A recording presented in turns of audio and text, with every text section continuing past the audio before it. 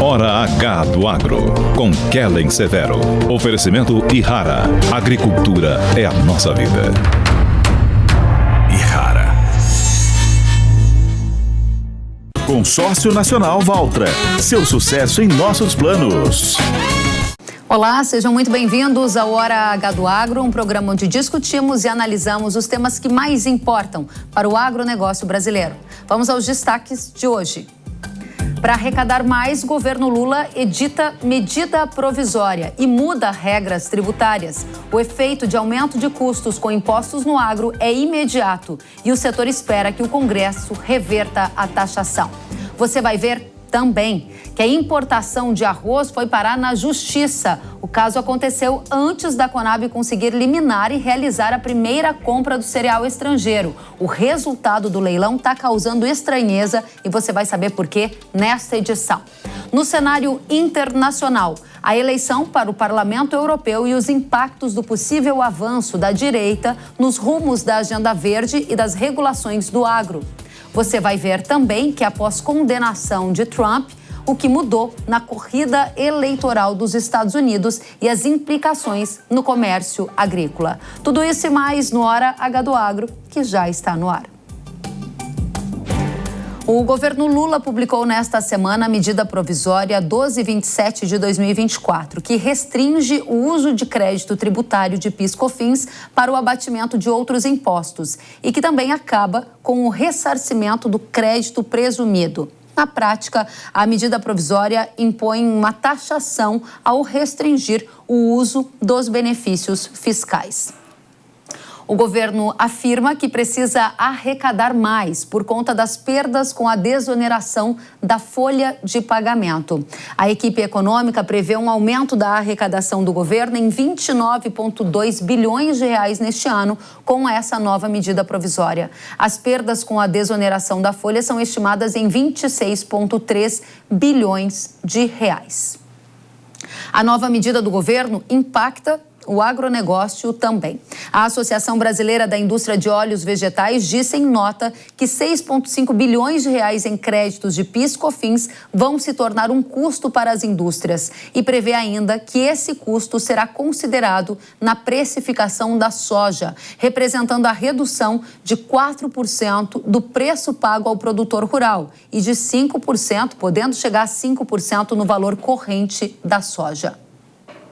A Associação Brasileira dos Produtores de Soja disse que recebeu a notícia da medida provisória com espanto e revolta e afirma que as ações do governo se assemelham às retenções argentinas, que são taxas que incidem sobre a exportação criadas aqui no país vizinho. A ProSoja lembra que os argentinos destruíram a sua cadeia agropecuária nas últimas décadas com toda a instabilidade que foi gerada consequência desse tipo de política distorcida, diz a nota. A gente vai agora analisar esse assunto com representantes da indústria, representantes dos produtores rurais. Para isso, a gente recebe Maurício Buffon, presidente da ProSoja Brasil. Seja bem-vindo, Maurício. Tudo bem, Kelly. Realmente, essas medidas caiu o produtor numa situação muito ruim, né? O governo não conversou com o setor, não falou com ninguém. E sem dúvida, a formação de preço ela vai voltar e esse custo de PIS/COFINS vai cair para o produtor pagar. Lembrando que nós temos uma safra muito difícil e ainda com custo. Nós buscamos medida para sair de uma crise e o governo aumenta. É terrível. Os próprios alimentos, que hoje o produtor produz alimentos, ele ajudou a desinflação, a tirar a inflação do país. E aí, com esse aumento de custo, na produção, com certeza, vai voltar a inflação de alimentos, desequilíbrio de dólar, e isso leva ao que a Argentina aconteceu, que a gente já está cansado de saber que não é o caminho certo a ser tomado. Maurício, a gente vai chamar para essa conversa, para adicionar informações ao que você já trouxe, o André Nassar, que aqui representa também a indústria. André, que é presidente executivo da Biov, que é a Associação Brasileira das Indústrias de Óleos Vegetais. André, seja muito bem-vindo. Olá, Kelly. Obrigado pelo convite. A gente ouviu o Maurício dizendo dos impactos que o setor produtivo está imaginando que vai sentir, né? Porque essa é uma medida imediata e a indústria já apontou prejuízos bilionários com o que vocês chamaram na nota, André, de mudança de regra do dia para a noite. Como é que vocês estão lidando com tudo isso? Então, você sabe um efeito que a gente nem pôs na nota, eu quero comentar aqui contigo no teu programa, que é o seguinte, o que acontece? Esse crédito de PIS/COFINS, ele vai ficar empossado, né? Ele vai ficar congelado no fluxo de caixa das empresas. Como eu não vou receber esse dinheiro logo, certo? Esse dinheiro pode até ser pago, mas vai ser no futuro. A rentabilidade da indústria da soja, do esmagamento, ela vai desaparecer, tá? E por que ela vai desaparecer? Porque parte desse PIS/COFINS era usado para compensar imposto de renda e previdência, né? Que isso foi vedado agora.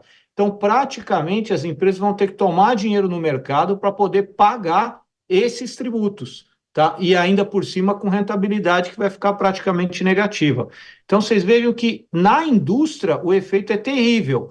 Para compensar isso, teria que comprar soja com preço menor e transferir esse problema para o produtor. Quer dizer, é o pior dos mundos. A indústria fica sem rentabilidade e o produtor sem rentabilidade. Você falou que a indústria teria que repassar esse preço ao produtor. Na nota da Biov, há bem claro esse trecho, né, que o preço do valor corrente deve ser diminuído. Aí eu passo a pergunta para você, Maurício, que está aqui representando os produtores do Brasil. Eu ouvi dizer que o preço já foi achatado à medida que a medida provisória foi publicada, já que ela tem funcionamento imediato. Isso já aconteceu, Maurício? O preço se depreciou ou ainda é uma expectativa?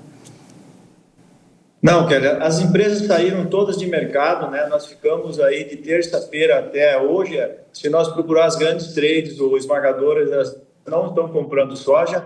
Algumas voltaram para o mercado hoje com preço realmente aí com 5% até 7% a menos que o preço da semana aí de segunda-feira ou da semana passada. Então, a consequência já é muito terrível. Nós esperamos que o governo reveja essa posição, né, que o Congresso devolva essa medida provisória aí, que não seja, que ela não entre em vigor, porque realmente a indústria vai repassar isso aí. O preço de soja sempre foi, tu vende exportação na indústria, a conta é frete, tudo que vai no custo e volta o preço lá atrás para o produtor pagar. Então, é 120 no porto, 20 de frete, 2 de imposto, vai caindo, vai pagar R$ 98, R$ 96, conforme a conta vai voltando para trás. Não tem segredo. A gente sabe também que a indústria trabalha com margens bem apertadas, não tem essa gordura para tirar. Então, realmente é uma medida que não soluciona o problema do governo, no nosso ponto de vista, porque vai causar inflação de alimentos, descontrole de preços de alimentos e ainda a questão do dólar também. Com menos exportações,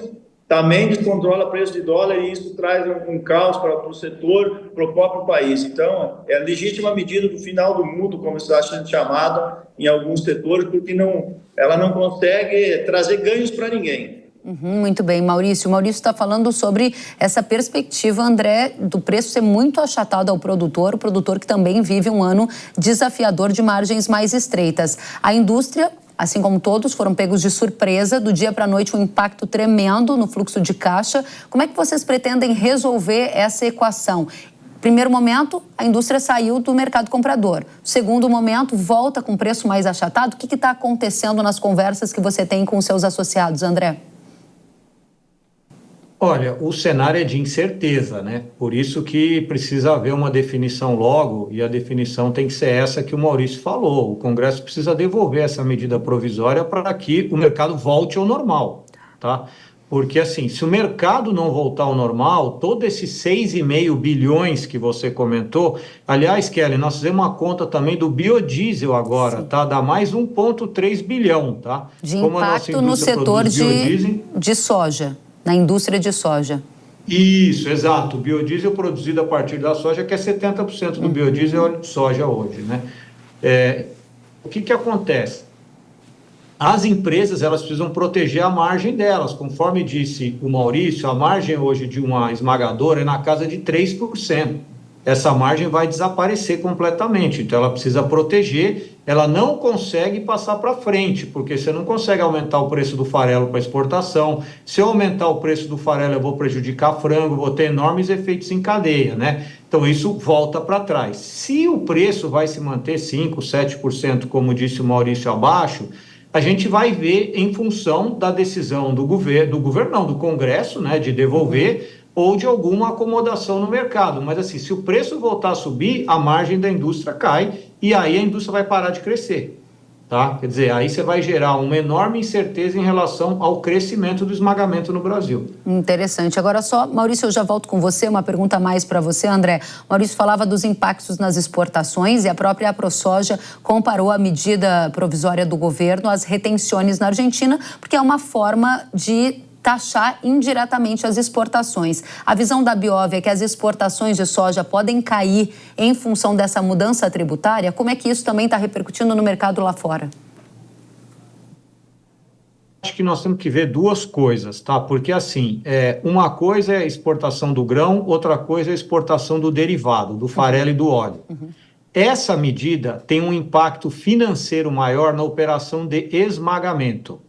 Tá? Ela tem um impacto grande no trading, que é comprar a soja e exportar, mas por tonelada de soja ela tem um efeito maior no esmagamento. Então, onde eu vejo um impacto muito grande é na exportação de derivados. Tá? Por quê? Porque você vai ter mais imposto dentro do farelo, e aí o nosso farelo vai perder competitividade. Mas é evidente que você também vai ter imposto na soja. Só para ter ideia, só no trade nós estamos falando de 2,5. Então, daqueles 6,5 bi, 2,5 é o trading, tá? Então, isso daí tira a competitividade. Por quê? Porque as nossas empresas, na prática, elas vão estar com o caixa comprometido e vão ter dificuldade de financiar a operação de trading, que exige um enorme capital de giro. Então, poderia, sim, gerar algum impacto no volume nosso exportado até que o mercado se acomode no curto prazo. É evidente que nós não vamos perder a safra, né? Mas perde competitividade na exportação brasileira. Interessante. Maurício, você, enquanto representante aqui dos produtores rurais, sabe, e a nossa audiência também, que as vendas de soja, elas estão em ritmo bem mais lento do que a gente acostumava ver. O produtor estava esperando o preço melhor. No acumulado de maio até houve uma melhora, ao redor de 10% em algumas regiões do país. E agora vem essa notícia que paralisa as negociações. O que está acontecendo no campo? A decisão do produtor, existe alguma decisão unânime? É hora de esperar? É hora de fazer o quê?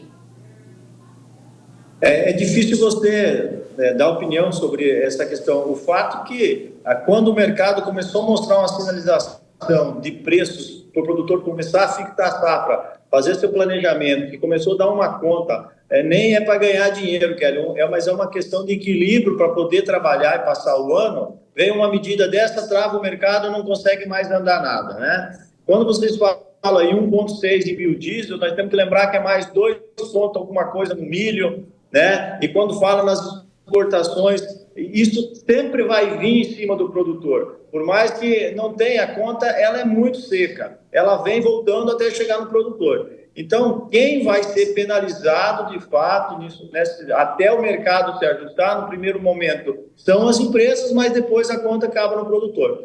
Por isso, essa força lá do IPA, da FPA, todo mundo envolvido em tentar tirar essa medida de circulação, que ela não entre, que o Congresso devolva. Eu acho que nós não temos saída, é muito prejudicial para o Brasil num contexto geral, econômico, né? Porque o que eu falo, a inflação de alimento, o descontrole de dólar, isso realmente, o Brasil, exportação agropecuária é 50%, 52% aí do PIB aí do país. E quanto isso vai custar? Para o setor. Automaticamente nós vamos ficar sem competitividade e a conta vai esmagar o produtor. Como você falou, nós vínhamos trabalhando para botar a safra nova em andamento. E essa semana para tudo de novo. Isso vai causando incerteza e até uma diminuição aí de investimento e produtividade para o próximo ano safra. Maurício, muito obrigada por trazer essa realidade do campo. De outra ponta, André, você aqui representa a indústria, mas é importante a gente também trazer uma perspectiva, eu gostaria de a sua ajuda para isso, de impactos que isso gera no consumidor brasileiro, porque pode gerar uma sensação de que essa medida provisória impactou só o agronegócio, o que não é verdade, e pode gerar uma sensação de que o ônus todo está apenas no setor produtivo, o que também não é verdade, certo? Então, se a gente for... Vamos olhar, por exemplo, a questão de todos os estoques de crédito que vão ficar represados, tá? Nós estamos fazendo, em conjunto com todas as associações, um cálculo de quanto é esse estoque. Mas nós podemos pegar o número que o próprio governo falou, que ele falou num número lá de 30 bi, não foi? Ele quer recuperar 30 bi.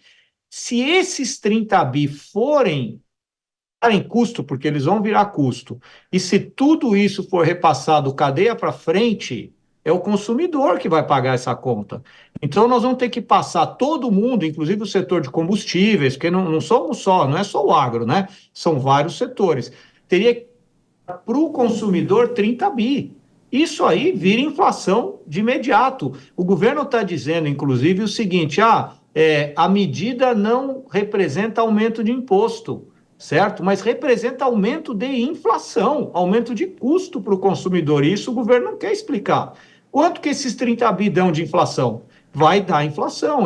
Essa medida gera um efeito inflacionário necessariamente. Muito bem. Quero agradecer a vocês por trazerem aqui todos esses aspectos que envolvem essa mesma situação da medida provisória, e nas falas de cada um de vocês apareceram várias vezes a expectativa de que o Congresso resolva e reverta essa medida provisória para que a gente tenha um pouco mais de segurança jurídica para trabalhar. A gente vai tratar disso a partir de agora, mas antes eu quero agradecer a você, Maurício Buffon, presidente da ProSoja Brasil. Obrigada pela presença. Volte sempre, Maurício. Obrigado, Kelly. André Nassar, aqui representando a Abiov, presidente da Abiov. Volte sempre, André. Obrigado, Kellen. Parabéns aí pela discussão. Muito obrigada, eu que agradeço a vocês. A gente já vai ouvir o representante do Congresso Nacional, que é o presidente da bancada do agro no Congresso, que vai tratar para a gente aqui do que está sendo feito para que essa medida provisória possa deixar de existir. Antes, vamos ver o que as associações, as entidades do agro têm dito sobre esse assunto.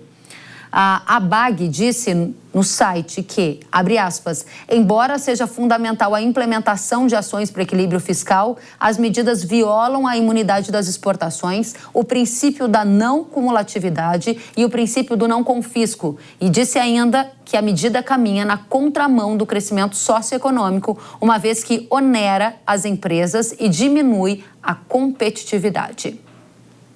A Associação Brasileira de Proteína Animal e a Associação Brasileira das Indústrias Exportadoras de Carnes citaram o efeito na inflação dos alimentos, que pode subir com o aumento de custo de produção. Disse ainda que a medida contraria a lógica determinada pelos regulamentos da OMC, a Organização Mundial do Comércio, que veda as exportações de tributos. O Conselho dos Exportadores de Café do Brasil repudiou a medida e disse que o ajuste fiscal não há de ser feito com mais aumento de carga fiscal, que o necessário a ser feito é melhorar a gestão das receitas. A coalizão de frentes parlamentares manifestou uma profunda preocupação com as consequências que a decisão do governo pode causar à economia. Diz ainda que a mudança abrupta nas regras tributárias cria incerteza e insegurança jurídica e política. Tudo isso posto, é hora de ouvirmos o deputado federal Pedro Lupion, que é presidente da Frente Parlamentar da Agropecuária. Deputado, seja muito bem-vindo à Hora H do Agro. Eu vou direto ao ponto. Como é que o senhor e a bancada do agro estão trabalhando para rejeitar essa medida provisória? Ellen, obrigado pelo espaço. É importante a gente conversar sobre isso. É um tema muito complicado, como as próprias entidades já demonstraram aí, né? As falas anteriores à minha. Nós temos feito tudo aquilo que é possível ser feito como frente parlamentar, como um grupo organizado do Congresso, aliás, uma forte frente parlamentar. Juntamos uma coalizão de frentes parlamentares, são mais de 20, quase 30 frentes parlamentares, em uníssono, pedindo para o governo que recolha essa medida provisória ou que o presidente do Congresso, Rodrigo Pacheco, a devolva. Caso ele não consiga isso, a instalação imediata do grupo de trabalho, porque ela seja rejeitada já nesse grupo de trabalho, nessa comissão mista de análise da medida provisória. É uma maldade, é uma irresponsabilidade, uma medida provisória extremamente agressiva e principalmente sem preparar terreno para isso. Nós estamos no meio de uma discussão de uma reforma tributária que trata de crédito de exportação também. A gente, enquanto está discutindo a restituição de créditos de CBS e da IBS da reforma tributária, querendo acreditar que o governo vai cumprir efetivamente o que está na reforma tributária de 30 dias para a restituição, a gente recebe uma maldade como essa. A impressão que eu tenho, Kelly, é que é aquele legítimo bode na sala, né? Bota um problemão gigantesco para depois tentar solucioná-lo deixando alguma coisinha para trás. E parece uma medida extremamente inábil politicamente do governo e nós não vamos aceitar de maneira alguma. Eu vou aqui fazer as vezes da nossa audiência, deputado, e pedir para o senhor mais e mais detalhes possíveis, porque essa é uma medida com caráter imediato, ou seja, as empresas já estão sendo impactadas por uma mudança que foi do dia para a noite, que impacta fluxo de caixa, impacta todo o mercado. O senhor disse que há uma expectativa de que o governo recolha essa medida provisória ou que o Pacheco, presidente do Senado, a devolva. O senhor já conversou com o senador Pacheco. O que ele disse? Há uma intenção de devolver? Veja, a devolução de uma medida provisória é o ponto mais radical e a atitude mais radical que pode ter um presidente do Congresso. Isso já aconteceu, se eu não me engano, meia dúzia de vezes.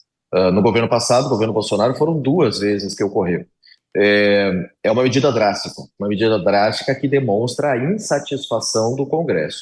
Conversei ontem com o senador Davi Alcolumbre, com a senadora Tereza Cristina, conversei com outros colegas do Senado, todos muito preocupados com esse texto, e falei sim com o presidente do Senado, Rodrigo Pacheco. Ele pediu à assessoria jurídica do Senado e consultores que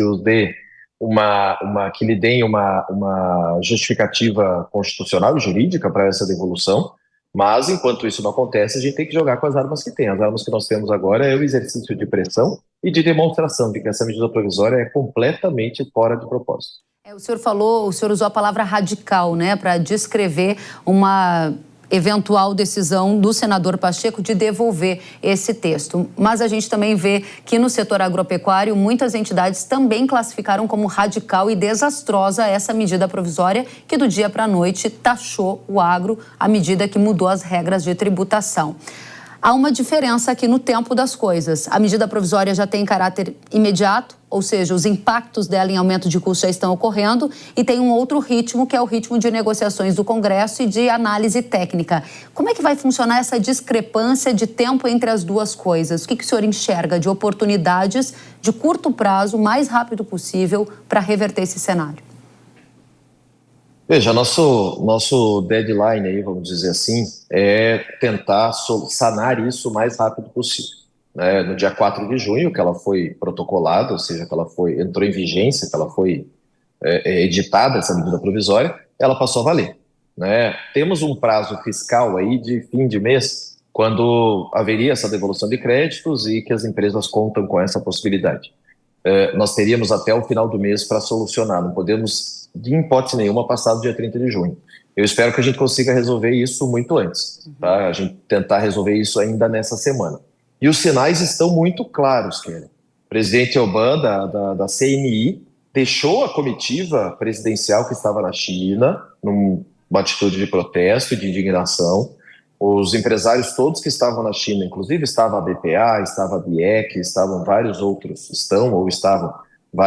setores reunidos lá na China, junto com o vice-presidente da República, Alckmin, e outros ministros, demonstraram sua insatisfação já no dia 4, no dia 5, nós temos que ver que a reação lá foi proporcional aos horários distintos, vamos falar em praticamente 12 horas de diferença, e essa reação foi imediata. Quando nós ficamos conhecendo o texto, praticamente ao meio-dia, 13h do dia 4, nós estávamos em reunião da FPA e imediatamente nossos técnicos começaram a avaliar e vimos a gravidade que é isso.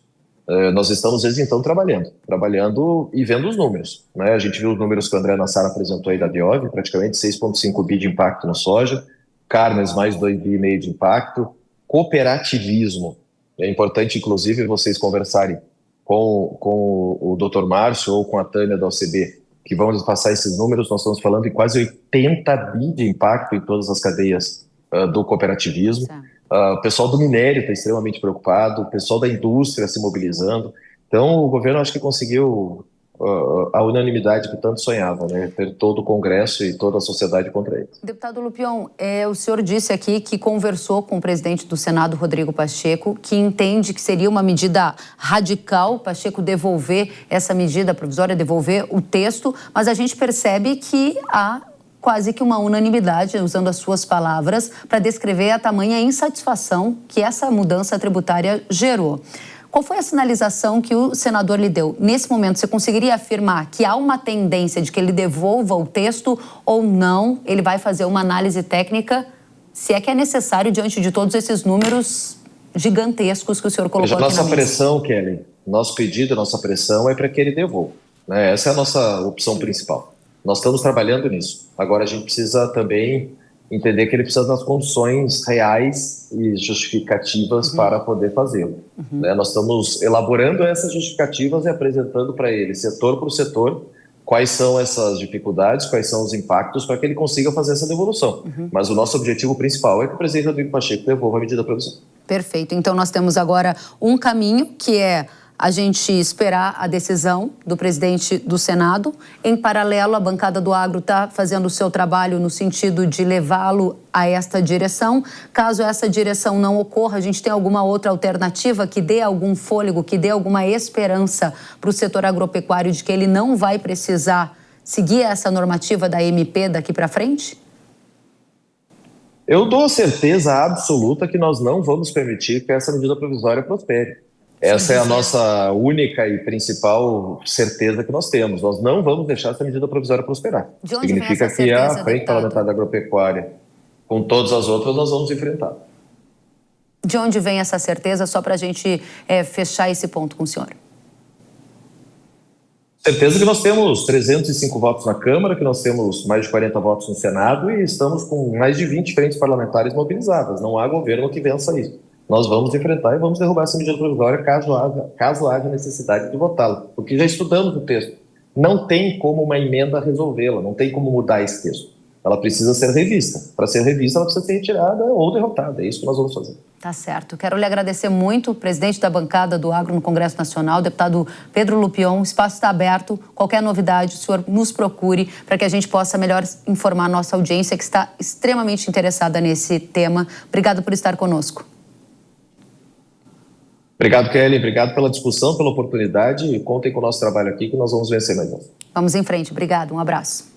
E depois do intervalo, você vai ver que a compra de arroz pelo governo foi parar na justiça. Mas a Conab conseguiu uma liminar, realizou o primeiro leilão de importação do cereal e agora há estranheza em relação ao resultado desse leilão. Por quê? Você vai saber depois do intervalo e ainda os últimos detalhes da corrida presidencial nos Estados Unidos. Tudo isso e mais, eu espero você.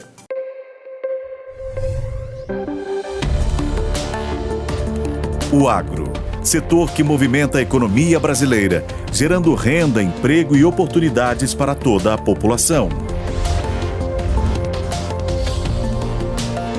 Hora H do Agro, com Kellen Severo.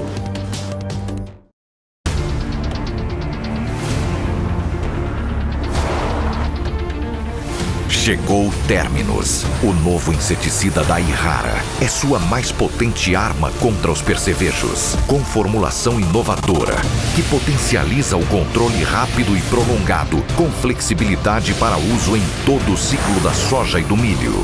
Confie no poder supremo de Terminus, da Irrara.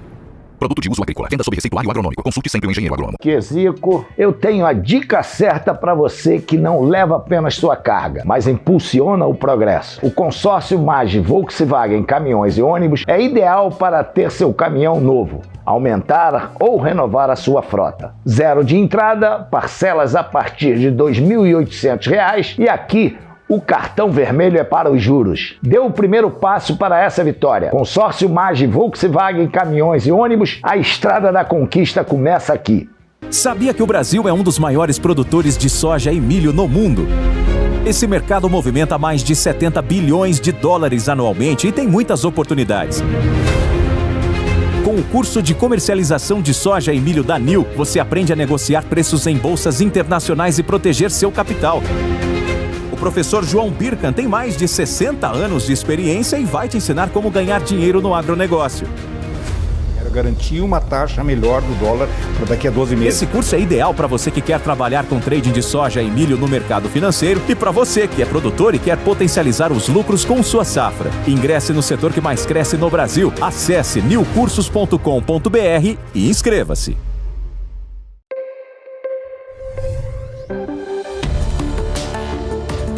O agro, setor que movimenta a economia brasileira, gerando renda, emprego e oportunidades para toda a população.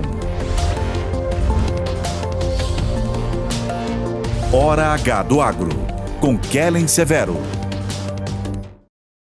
Estamos de volta com Hora H do Agro aqui na Jovem Pan News. A Companhia Nacional de Abastecimento realizou nesta semana o primeiro leilão de compra de arroz importado. Nessa primeira aquisição foram arrematadas 263 mil toneladas com um preço médio de R$ 4,99 por quilo, totalizando um custo de 1,3 bilhão de reais na operação. Esse tema da importação de arroz pelo governo acabou indo parar na Justiça. É isso mesmo. Antes que essa primeira compra de arroz ocorresse, a Justiça Federal da 4ª Região em Porto Alegre havia suspendido o leilão para importação. Mas o governo federal recorreu da decisão e conseguiu derrubar a liminar. Já a Confederação da Agricultura e Pecuária do Brasil protocolou uma ação no Supremo Tribunal Federal questionando a compra. A Cogo Inteligência em Agronegócio analisou o resultado do leilão para a compra de arroz importado pelo governo e achou o resultado estranho, nas palavras da empresa. A consultoria indica que uma queijaria, uma fabricante de sucos e até uma locadora de carros estão entre os arrematantes. A empresa diz ainda que os lotes de arroz foram adquiridos por apenas 4 outras empresas e que nenhuma é conhecida como um player, um participante tradicional desse mercado, especialmente o mercado de arroz. Vamos entender os detalhes desse resultado do leilão e as perspectivas a partir de agora com o Carlos Cogo, que é o sócio-diretor da Cogo Inteligência e Agronegócio. Seja bem-vindo, Cogo.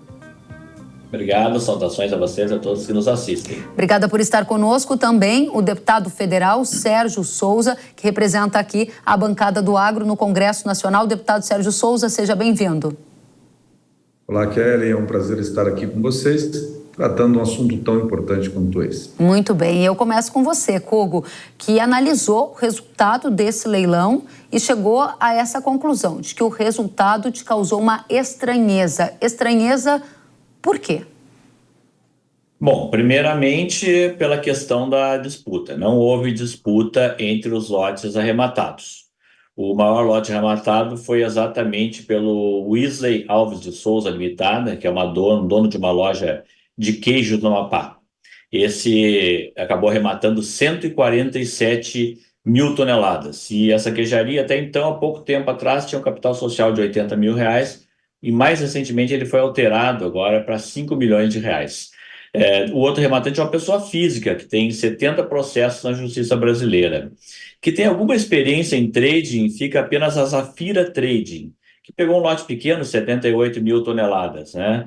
Agora, essa queijaria, na próxima semana, ela tem uma calção a pagar de 36,8 milhões de reais a Conab para cumprir o contrato. Então, queijaria, locadora de carros, fabricantes de sucos, a maior parte sem nenhuma tradição no mercado, que é um dos mais complexos entre os grãos, tem diferentes especificações, extremamente difícil localizar um produto similar ao brasileiro, eles têm um período extremamente curto para realizar essa operação, Kellen. E o que te faz analisar esses dados e quais as conclusões que você tira a partir dessas informações? Nenhum que se interessou pelo leilão, nenhum participou. Esse é o primeiro ponto que chama atenção.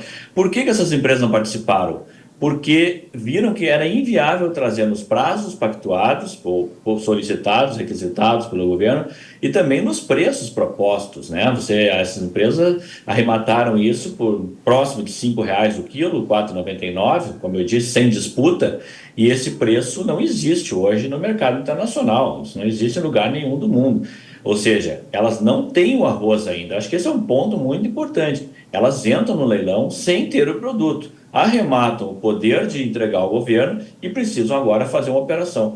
Tem que ser produto importado, como diz o edital. E produto importado nesses parâmetros de preço não existe disponível no mundo. Muito obrigada, Carlos Cogo. Deputado, você como representante da bancada do agro no Congresso, como é que recebe a análise do resultado desse leilão e como que você está percebendo a condução desse tema, dado que a gente, pelos dados técnicos e pesquisas que foram feitos, não tem um problema de desabastecimento que justifique o investimento de 7 bilhões de reais em dinheiro público para a importação de arroz.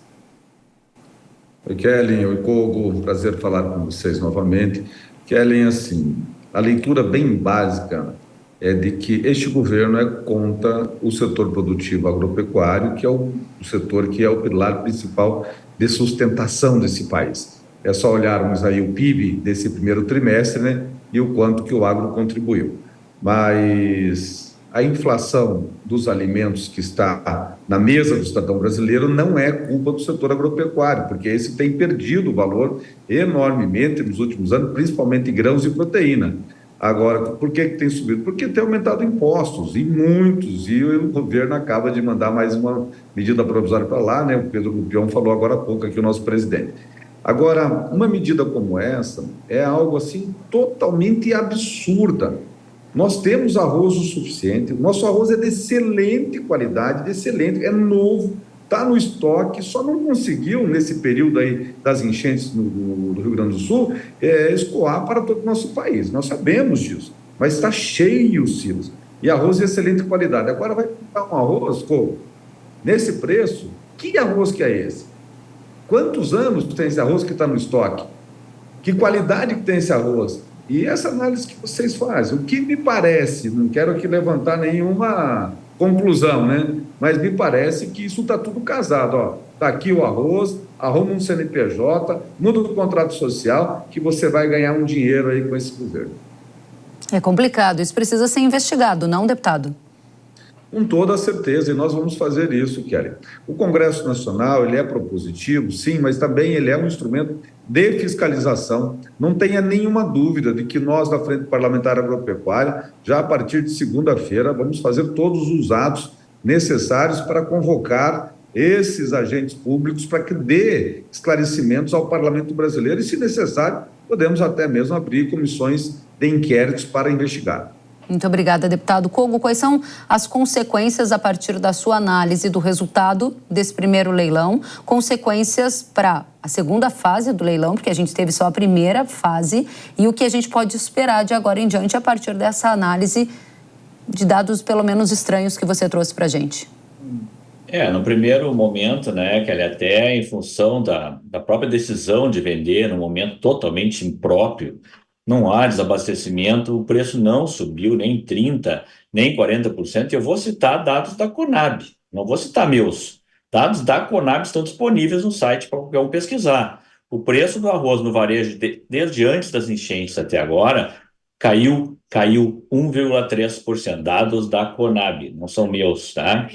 E os preços no Brasil acabaram subindo muito menos que no mercado internacional. Vamos entender, acho que é importante para todo mundo que está nos assistindo, entender por que o preço subiu lá fora.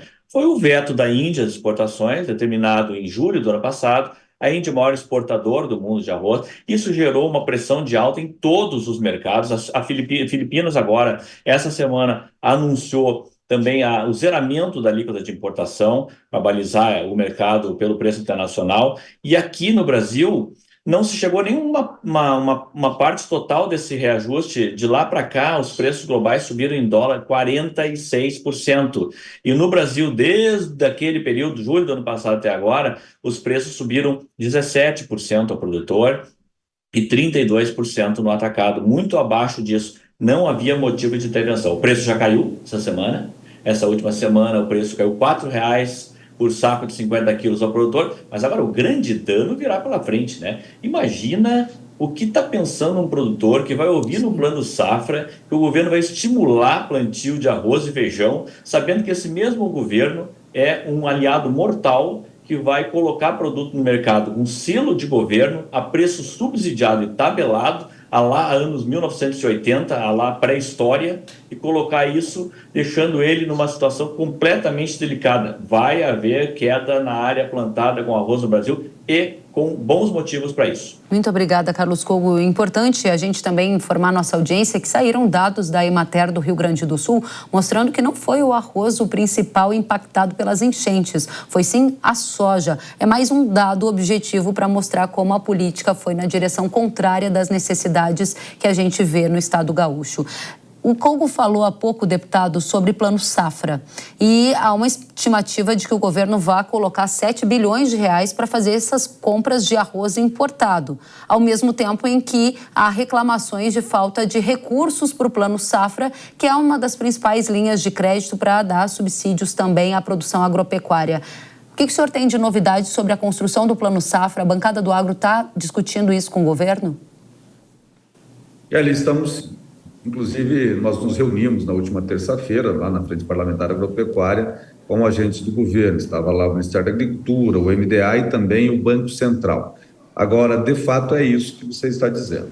O governo tem sinalizado que não tem dinheiro para financiar o agro brasileiro, que está com limitações, mas tem 7 bilhões de reais para colocar numa compra desnecessária de um arroz que nós não sabemos a sua qualidade e, a partir dessa compra, quanto é que vai custar até chegar na mesa do cidadão brasileiro, né? O vazamento, a limpeza, a logística e tudo mais, né? Vai ficar, de repente, até mais caro do que o arroz brasileiro, que tem uma excelente qualidade.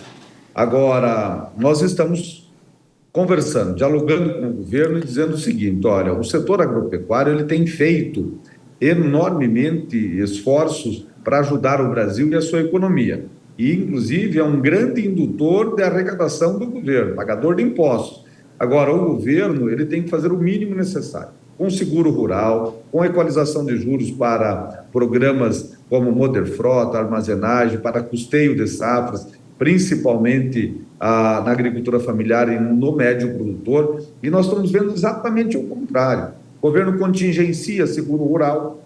Se tivéssemos os 3 bilhões necessários para a equalização do prêmio de seguro rural, talvez o prejuízo do Estado brasileiro, do produtor brasileiro, não seria tão grande com esses intempéries climáticos que estão acontecendo, como esse que aconteceu no Rio Grande do Sul, porque teríamos seguro e resseguradora. Se nós garantirmos o Pronaf e o Proagro, vamos ter muito seguro para o produtor pequeno, a agricultura familiar. Mas houve um corte aí de quase 30%, né? Quase 3 bilhões de reais. O que nós estamos assistindo? É o governo cortando na carne, pegando o fígado, o rim do produtor rural, para manter outros programas eleitoreiros dele.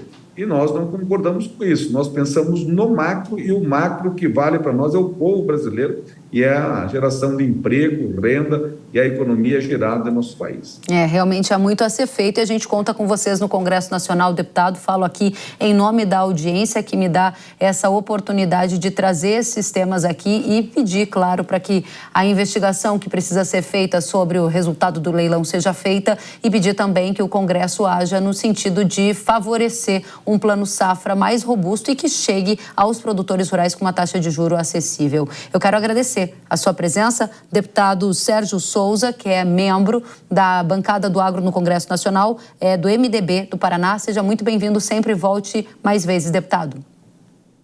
Eu que agradeço, um grande abraço. Estou aqui, falando em Paraná, andando pelo meu estado, agora aqui em Perobal, uma cidade no noroeste do Paraná que tem na sua base também o agro. Muito bem, obrigada, deputado. Obrigada a você, Carlos Cogo. É o sócio-presidente, da Cogo Inteligência Agronegócio, sócio-diretor da Cogo Inteligência Agronegócio. Agradeço pelas informações. Volte sempre, Cogo. A todos vocês, isso é só a ponta do iceberg. Vai aparecer muita coisa nessa história ainda. Acabamos de receber um documento aqui mostrando que essa empresa alterou o capital social 7 dias antes do leilão. Está comigo o documento. O que isso quer dizer, Cogo? A gente não pode deixar essa bola quicando aqui para a nossa audiência. As próximas fases dos leilões podem ser canceladas. O que isso quer dizer na prática, se você já pode antecipar? Vou deixar para o deputado, mas o deputado está aqui à disposição. Temos diversos elementos aqui agora para gerar o cancelamento desse leilão. Bom, tá certo. A gente vai deixar, então, esse assunto para voltar com o Congresso Nacional. Carlos Cogo, obrigada por trazer em primeira mão aqui para a audiência da Jovem Pan os detalhes desse leilão que aconteceu. Obrigada, deputado. Obrigada, Cogo. A gente segue juntos. A campanha do candidato à Casa Branca, Donald Trump, conseguiu arrecadar cerca de 52 milhões de dólares, ou cerca de 278 milhões de reais. Os doadores contribuíram com essa quantia 24 horas depois dele ter sido considerado culpado por um júri em um caso analisado em Nova York. A gente vai direto aos Estados Unidos entender como o julgamento do candidato Donald Trump vai impactar os rumos das eleições nos Estados Unidos e como isso repercute aqui no agro brasileiro. Leandro Ruschel, sócio fundador da Liberta Investimentos, é o nosso convidado. Seja bem-vindo, Leandro Ruschel. Muito obrigado pelo convite, sempre um prazer estar aqui. Obrigada. E a primeira pergunta é: qual o efeito do julgamento, da condenação do Trump nessa situação nas eleições dos Estados Unidos? Bem, aparentemente, pelas primeiras pesquisas que foram divulgadas logo após essa condenação, não houve uma grande mudança no cenário. Houve uma pequena variação negativa num primeiro momento, mas algumas pesquisas já demonstram até uma variação positiva num segundo momento, nas 48 horas posteriores à condenação. A verdade é que o cenário político nos Estados Unidos é tão polarizado ou mais do que o Brasil, e há uma percepção clara entre os apoiadores do ex-presidente que o julgamento foi político, que a condenação foi injusta, ao mesmo tempo que há percepção por parte dos apoiadores do atual presidente Biden, dos membros do Partido Democrata, que foi uma condenação justa e que, de fato, ele não teria condições de ser presidente. E parece que essa é a visão do eleitorado em média, né? Quem está mais à esquerda do espectro político defende a condenação, quem está mais à direita considera uma condenação política. E os independentes, aparentemente, têm um pendor um pouquinho maior para perceber a condenação como política e não como justa, o que acaba até beneficiando o ex-presidente Trump. Qual é o que caso? Nós temos que entender também nos Estados Unidos é que a eleição não é direta, ou seja, não é a maioria dos eleitores americanos que escolhem o presidente, mas sim o colégio eleitoral que é formado pelos estados. E em relação aos estados, o Trump está na frente ainda, mesmo em pesquisas após a condenação, em 9 dos 10 considerados swing states, que são aqueles estados que vão definir as eleições. Então, aparentemente, ele ainda está em vantagem. Bom, essa é uma situação que chama a atenção, inclusive chama a atenção essa arrecadação, de cerca de 277 milhões de reais, com os últimos dados que a gente tem convertido da moeda estrangeira. Isso é uma sinalização do quê? É uma sinalização de indignação, principalmente por parte dos apoiadores, que estão buscando dar apoio, demonstrar apoio ao presidente no que eles consideram uma grande injustiça com Trump. E até mesmo pessoas que nem são tão trumpistas assim, mas pessoas que têm um pendor mais à direita e que estão percebendo esse julgamento e essa condenação com um teor político e não seguindo as leis americanas. E, na verdade, esse número já é bem maior. Parece que esse número já ultrapassou os 100 milhões de dólares. Né? Então, não diminuiu esse ritmo de arrecadação após as primeiras 24 horas. A gente está agora mais próximo das eleições, que acontecem ainda aqui em novembro, mas há muito para ainda se ajeitar. A disputa segue entre Biden e Trump, na sua análise, e o cenário atual ainda é de favoritismo de Donald Trump? Se sim, o que muda se Trump for eleito? Sim, eu acredito que ainda há um cenário de favoritismo. Nós teremos as convenções do Partido Republicano em julho e depois as convenções do Partido Democrata em agosto, que chancelam as candidaturas. E há uma certa especulação aqui nos Estados Unidos sobre a possibilidade de ser modificada, a campanha do Partido Democrata, retirando o Biden da disputa, porque o Biden tem demonstrado uma série de sinais de incapacidade cognitiva até. Nós tivemos agora a comemoração dos 80 anos do dia D lá na Normandia, e mais uma vez o Biden demonstrou sinais de estar meio perdido, de tentar se movimentar sem saber direito onde é que estava. Enfim, há uma preocupação grande do eleitorado americano, até mesmo do eleitorado democrata, sobre de fato qual é o estado de saúde de Joe Biden, que tem uma idade avançada e que parece, muitas vezes, ter dificuldade em coordenar palavras. Outro dia ele foi pego, aparentemente, dormindo durante uma reunião com outro chefe de Estado. Então, há especulações sobre se o candidato vai ser mesmo o Biden ou se o Partido Democrata vai buscar um outro candidato. Em relação ao efeito disso para o Brasil, eu creio que o Biden seria mais do mesmo, manteria uma política até de apaziguamento, vamos colocar assim, o governo Lula, que tem dado caneladas na política externa americana, tem se alinhado mais a países como China, como Rússia, que estão cada vez mais distantes, né, dos Estados Unidos, enquanto Trump representaria uma mudança de 180 graus. Né? Ele tem uma proximidade muito grande com a direita brasileira e eu creio que ele questionaria mais certas políticas aí do atual governo brasileiro. Antes da gente progredir para os impactos no agro, a partir desse cenário que você coloca, você disse que há ainda a possibilidade de que os democratas busquem um outro candidato a partir dos sinais de senioridade do Biden e que podem tirá-lo da posição de candidato. Qual é o favorito para substituí-lo, se essa situação que você pondera acontecer? Olha, todo mundo indica aí como um potencial substituto o governador da Califórnia, o Gavin Newsom.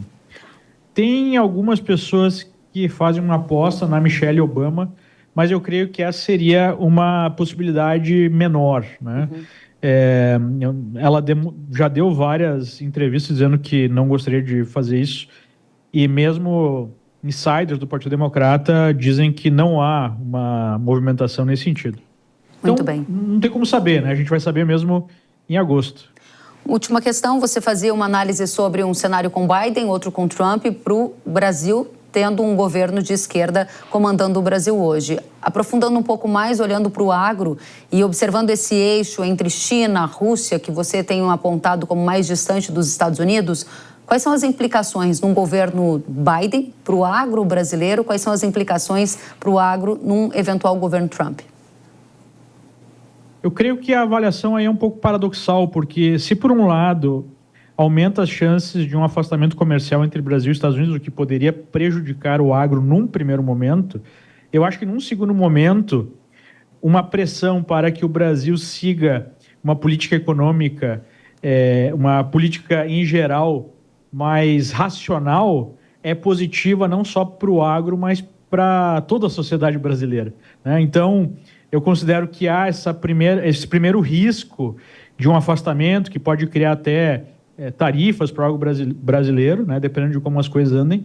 Mas, por outro lado, eu acho que isso, num prazo maior, médio e longo prazo, isso pode ser favorável para o agro e para a economia brasileira em geral. Muito bem. Ruschel, fique conosco, eu volto com você já já. A gente sai dos Estados Unidos e vai para a Europa, porque a Europa iniciou nesta semana as eleições para o Parlamento Europeu. A votação ocorre entre os dias 6 e 9 de junho. A população dos 27 países membros da União Europeia vai escolher os representantes, que ocuparão 720 cadeiras. Em seguida, os parlamentares definem quem serão os representantes das outras duas grandes instituições, a Comissão Europeia, que é o braço executivo do bloco, e o Conselho Europeu, que representa os países. A atual presidente da Comissão Europeia, a alemã Ursula von der Leyen, é a candidata a um novo mandato de 5 anos. Eu volto com o Ruschel para perguntar que tipo de situação a gente pode ter a partir de agora. O agro, Ruschel, está de olho nessas eleições porque a União Europeia, se tiver candidatos mais à direita, pode ter um afrouxamento na agenda verde em algumas regulamentações que bloqueiam ou podem bloquear ainda mais a entrada de produtos agrícolas lá no bloco. Qual é a sua visão para o resultado dessa eleição? Então, o que nós estamos vendo é um movimento favorável à direita, um certo mal-estar no continente já há algum tempo. Nós temos o agro na Bélgica, na Holanda, na própria Alemanha, a França já há bastante tempo, na Itália, com uma postura assim, de indignação em relação a uma legislação que é muito restritiva, que em alguns aspectos até impede, né, que pequenos produtores, especialmente, possam levar a cabo aí a sua atividade. E não é só isso, né? A gente tem problemas de imigração, a gente tem problemas de um conflito militar na Europa. Há uma desconexão da Bélgica, né, de Bruxelas, onde fica aí o centro da União Europeia, o centro administrativo, com os países. Há uma queixa praticamente toda a União Europeia em termos de representação local em relação ao poder central, né? de não representatividade desses países na União Europeia e a burocratização, digamos assim, da União Europeia, e que é demonstrada por uma política verde muito agressiva, que envolve o aumento do preço de energia, não só para produtores rurais, mas também para pequenos e médios industriais, pequenos e médios comerciantes.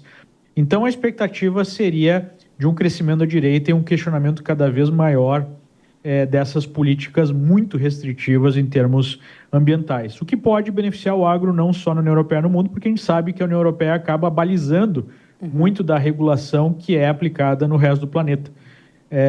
Então, a minha expectativa seria de um crescimento da direita, talvez não para modificar radicalmente a composição. A gente sabe também que o Parlamento Europeu ele é muito simbólico, né? Ele não tem tanto poder, mas é uma sinalização de que os europeus, em geral, estão fartos com essas políticas que acabam limitando o poder de compra dos europeus. Muito bem. Leandro Ruschel, obrigada pela análise das eleições nos Estados Unidos, também na Europa. Leandro Ruschel, que é sócio fundador da Liberta Investimentos. Volte sempre, até a próxima. Agradeço o convite, é sempre um prazer. Até mais. Tchau, tchau.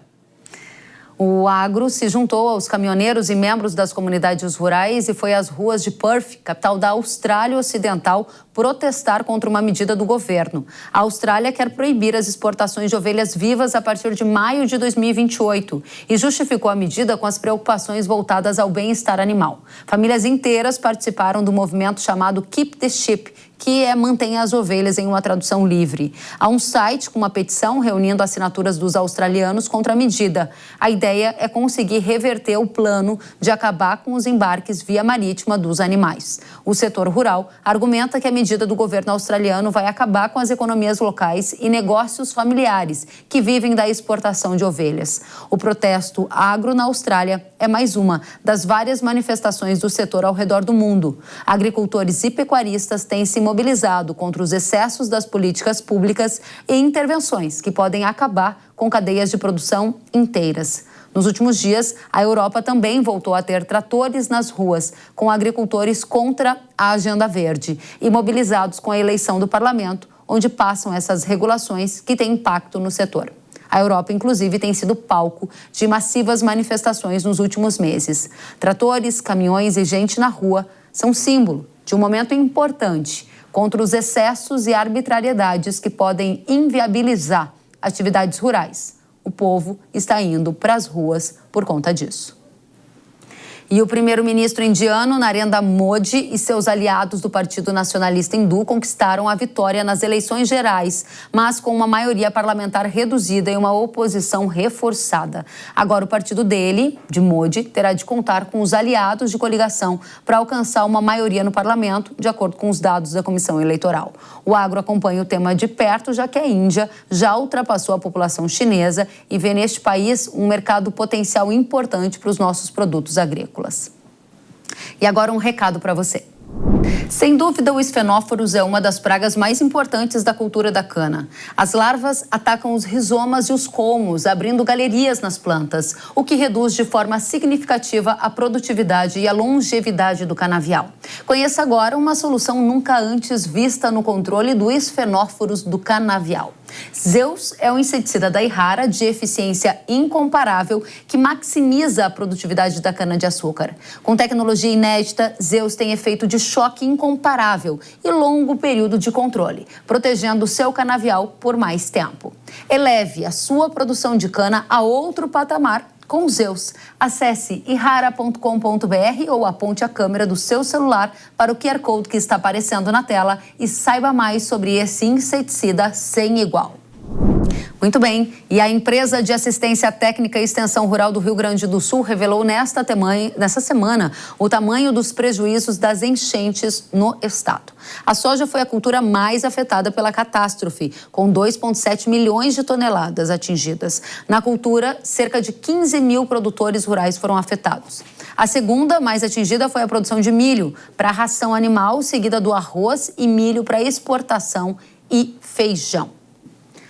Na pecuária, A gente tem mais de 1 milhão de aves perdidas, seguido pelos bovinos de corte, suínos e bovinos de leite. No último caso, 2,4 mil vacas foram perdidas, com um total de 9,6 milhões de litros de leite que deixaram de ser coletados. E o agronegócio, mais uma vez, puxou o resultado do PIB do Brasil. É isso mesmo, segundo o IBGE, o Produto Interno Bruto Brasileiro fechou o primeiro trimestre de 2024 com alta de 0,8% em comparação com o trimestre anterior. A agropecuária teve uma alta de 11,3%. O setor de serviços subiu 1,4% e a indústria teve uma queda de 0,1%. Bom, o Hora H do Agro de hoje fica por aqui. Agradeço pela companhia. Até a próxima semana. Tchau.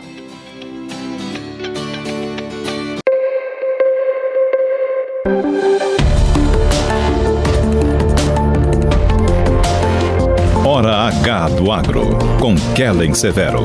Oferecimento Yara. Agricultura é a nossa vida.